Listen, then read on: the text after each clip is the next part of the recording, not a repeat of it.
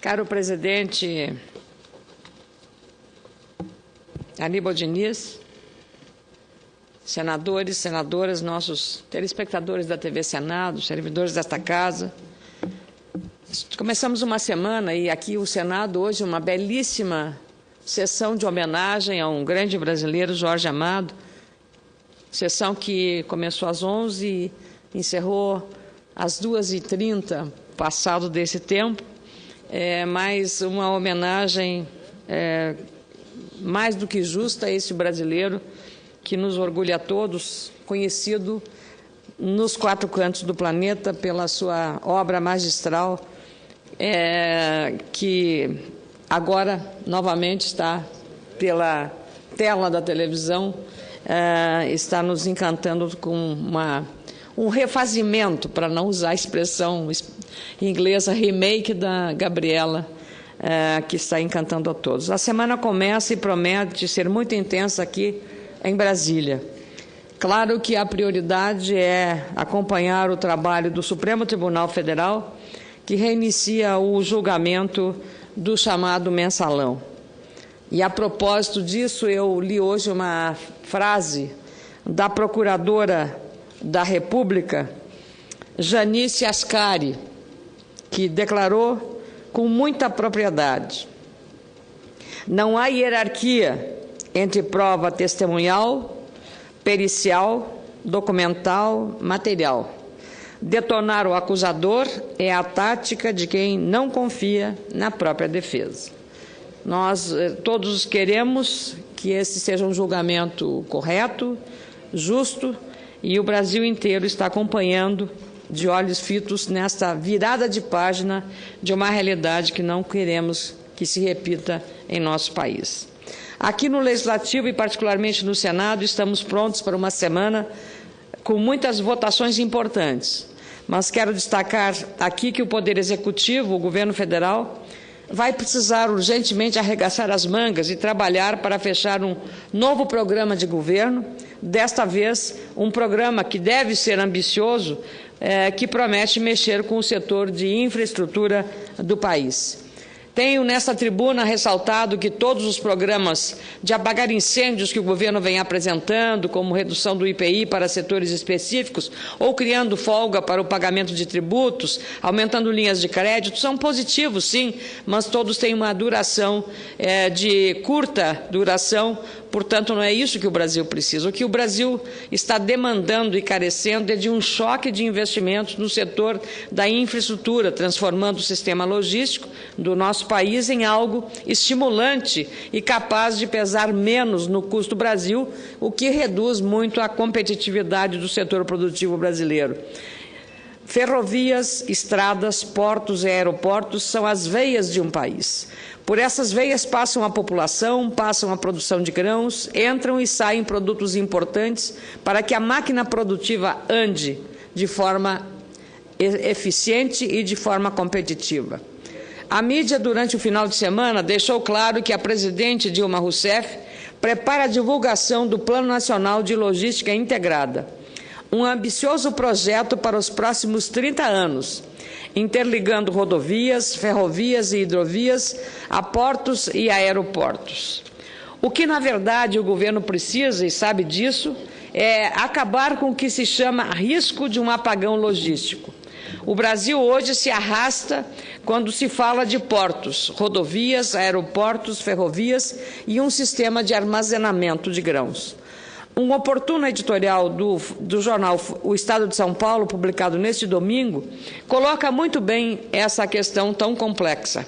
A falta de espaço, por exemplo, nos armazéns, já é uma dura realidade, segundo produtores rurais e líderes do agronegócio. Se as previsões de uma boa safra se confirmarem, a nova produção de grãos no início de 2013 poderá encontrar armazéns ainda com boa parte da safra de milho, que não foi distribuída totalmente por falhas no sistema logístico. Alguns técnicos estão prevendo, inclusive, a falta de caminhões para a distribuição da produção agrícola. E hoje, surpreendentemente, o presidente do BNDES, Dr. Luciano Coutinho, disse em São Paulo, num evento discutindo o agronegócio, que o agricultor precisa buscar a competitividade. Ora, senador Cacildo Maldaner, Vossa Excelência que conhece bem o setor, senador Álvaro Dias também, de 2 estados produtores agrícolas, o presidente Luciano Coutinho não precisa dar conselhos aos agricultores brasileiros, que o que mais tem feito nas últimas décadas, com o apoio da competente Embrapa, é aumentar a competitividade, a produtividade, valendo-se cada vez em áreas menores, aumentando a produção.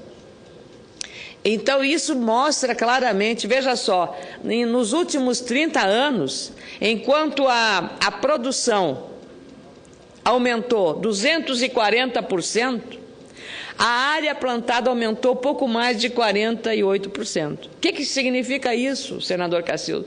Pura competitividade, puro esforço do trabalhador brasileiro, do agricultor brasileiro, em melhorar as condições competitivas e as condições de produtividade.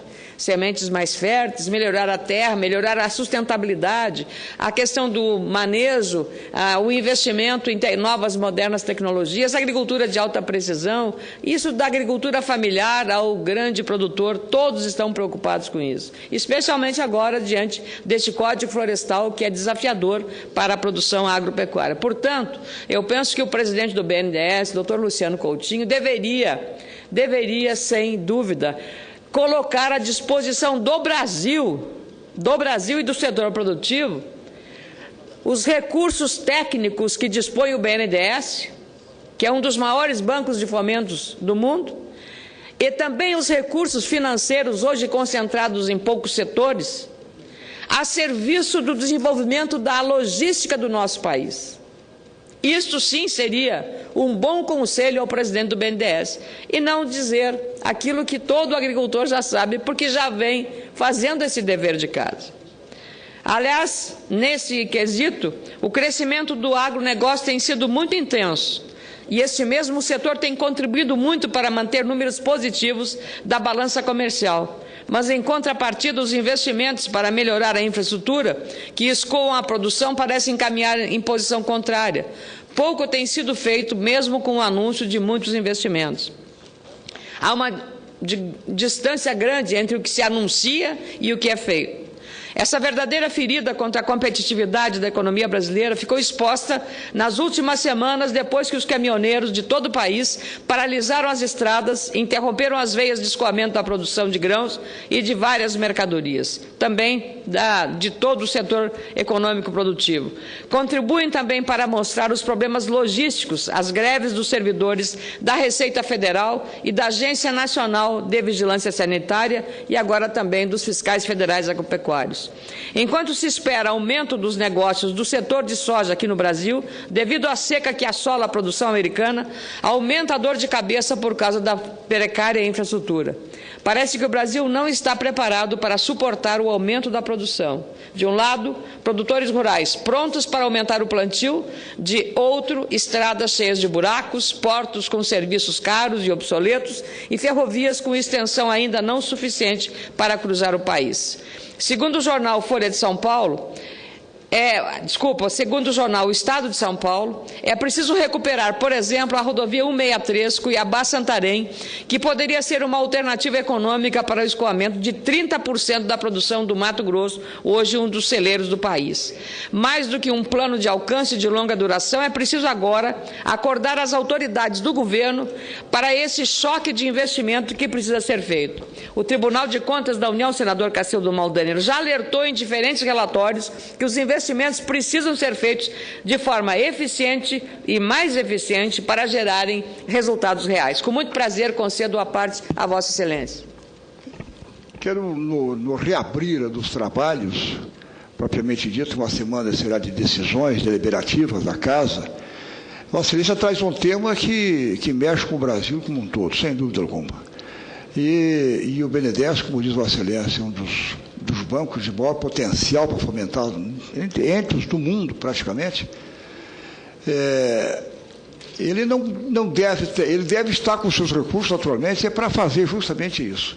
Eu acho que é oferecer logística, infraestrutura, porque, como diz Vossa Excelência, o resultado da produtividade no Brasil aumentou em 240%, e o aumento das terras foi em 40 e poucos por cento, menos de 50%, quer dizer, diária. Quer dizer, foi a tecnologia, como disse Vossa Excelência, foi a Embrapa, foi o trabalhador que se aperfeiçoou, buscou conhecimento, tecnologia, de dar tudo de si, se desdobram, e aí, claro que ele, para os meus conselhos, esse produtor, depois de estar tão calejado, exprimindo de tudo para tirar alguma coisa, para que possa sobreviver nesta concorrência internacional tão forte, sabendo que nós precisamos de logística, precisamos de infraestrutura, para que o produto, quando sai dali até chegar, sai da porteira da fazenda, ou da roça, a esses custos de logística que tem que ser. E aí é que tem que estar o nosso BNDES. Essa logística portuária, de estrada de ferro, de transporte e tudo. Quero lhe cumprimentar, acho que está na hora de acordar, é para isso.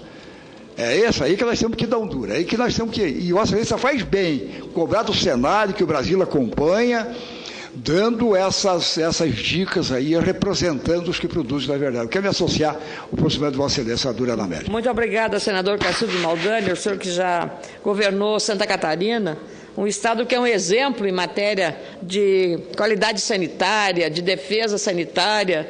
É uma zona livre de aftosa, sem vacinação há tanto tempo, que conseguiu, inclusive, um tratamento diferenciado da OIE, regionalizando apenas o estado, dentro da região sul e dentro do território brasileiro, graças exatamente ao esforço que, junto com os criadores, com os produtores e o governo do estado, conseguiu chegar a esse nível de eficiência também sanitária e de produtividade. A modernização em todos os setores, das cadeias produtivas da suinocultura, da avicultura, que é tão desenvolvida no seu estado, junto com tecelagem, com o setor cerâmico, com o carvão, e um estado que honra a todos nós. O Tribunal de Contas da União, como eu continua alertando, aquilo que os empresários já sabem muito bem.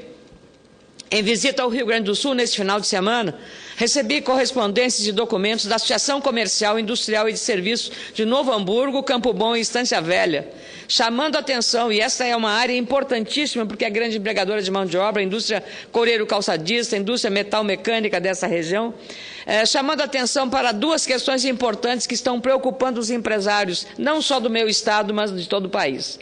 Nos documentos que recebi, esses empresários lembram, no Brasil, o setor público gasta muito e gasta mal. Diante disso, me encaminharam 2 pedidos. Nenhum dos 2 é novidade.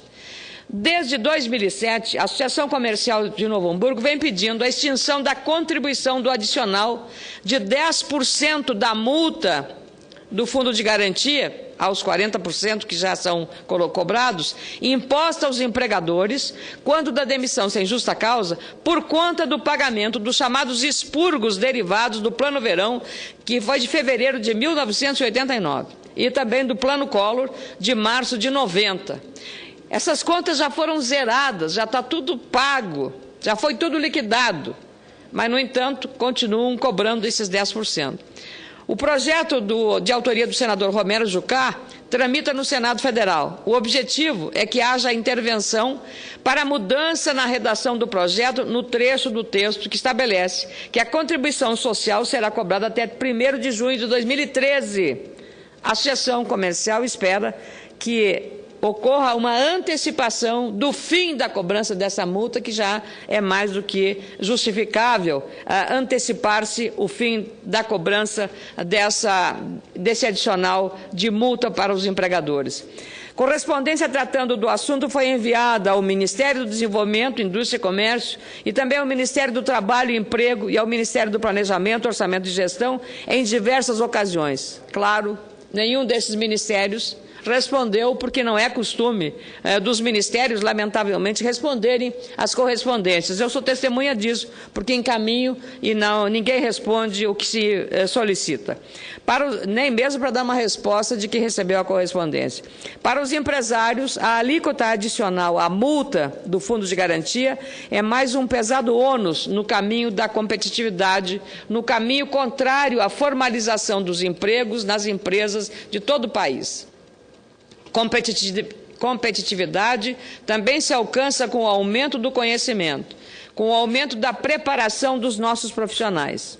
A mesma entidade, a Associação Comercial de Novo Hamburgo, Campo Bom e Estância Velha, pede a aprovação pelo Senado Federal do PL 8035 de 2010, que institui o Plano Nacional de Educação, o PNE, que já passou pela Câmara dos Deputados, sem que isto represente novos aumentos de carga tributária para a economia brasileira.